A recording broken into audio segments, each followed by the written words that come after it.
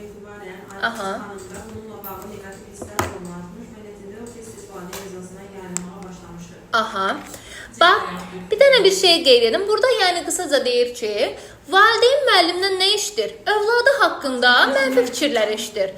İndi baxın, sizcə o valideynin müəllimə qarşı müsbət düşüncəsi olacaqmı?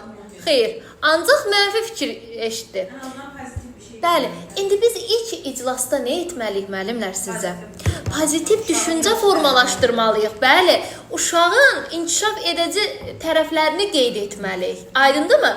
Bax, yadınızda saxlayın ki, xüsusən də ilk iclasda, elə ilk iclas olan kimi uşaq haqqında mənfi fikirlər vurğulamamalıyıq orada.